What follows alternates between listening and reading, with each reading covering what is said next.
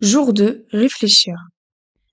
Amira est une enfant vive d'esprit et très curieuse. Elle aime questionner ses parents sur plein de sujets. Pourquoi le ciel est bleu? Pourquoi est-ce que nous ne sommes pas capables de voler comme les oiseaux? Pourquoi les frontières des pays sont telles que nous les connaissons? Quelques jours avant le début du mois de Ramadan, alors qu'elle finissait de ranger le grenier avec sa maman pour faire un coup de propre et aller chercher de quoi décorer la maison, Amira découvrit une vieille boîte en bois poussiéreuse. La boîte était ornée de zéliche, de la mosaïque typiquement marocaine. La boîte semblait être là depuis de longues années. Maman, qu'est-ce qu'il y a à l'intérieur? Demanda Amira, intriguée. Sa maman sourit doucement. C'est une boîte à souvenirs, ma chérie. Elle appartenait à ta grand-mère. Les yeux d'Amira s'illuminèrent d'excitation. Une boîte à souvenirs? Elle se demandait ce qu'elle pouvait bien contenir. Le soir même, après le dîner, Amira se blottit sous sa couverture avec la boîte à souvenirs entre les mains. Elle l'ouvrit lentement pour découvrir son contenu. Des vieilles photos, des lettres jaunies par le temps et une petite clé en métal. La petite fille est fascinée par chaque objet qu'elle prend entre ses mains, imaginant les nombreuses histoires de famille qu'abrite chacun d'eux. Mais parmi tous ces objets, c'était la clé qui l'intriguait le plus. À quoi pouvait-elle bien servir? Elle se mit à réfléchir intensément. Peut-être que la clé ouvrait une petite boîte secrète cachée quelque part dans la maison, ou peut-être qu'elle ouvrait une porte mystérieuse dans le grenier. Amira se tourna vers sa maman, qui était assise à côté d'elle pour lui souhaiter bonne nuit.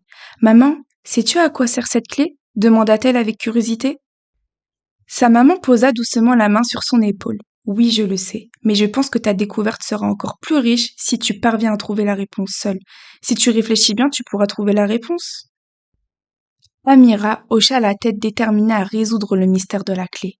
Le lendemain, elle partit analyser attentivement chaque coin de la maison, cherchant des indices qui pourraient la guider.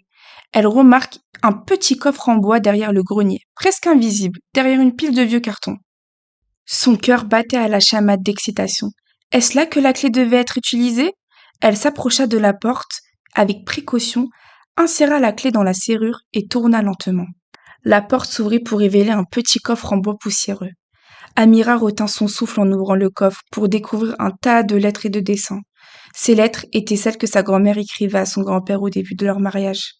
En effet, Amira savait que sa grand-mère avait dû rester au Maroc alors que son grand-père était déjà parti en France.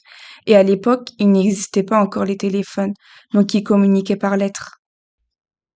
Amira était émue aux larmes en lisant les mots tendres de sa grand-mère et en admirant les dessins colorés de sa maman.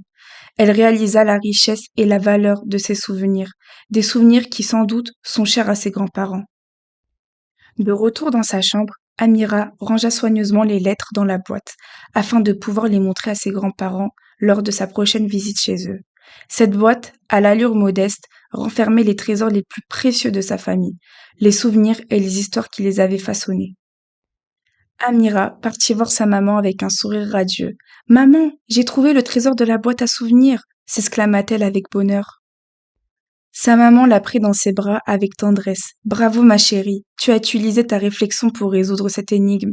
En prenant le temps de penser attentivement, tu as trouvé le trésor le plus précieux qui soit, les souvenirs de notre famille. Ainsi, elle apprit la valeur de la réflexion et de l'attention aux détails dans tous les aspects de la vie, des qualités qui l'aideraient à faire des choix mûrement réfléchis tout au long de son existence.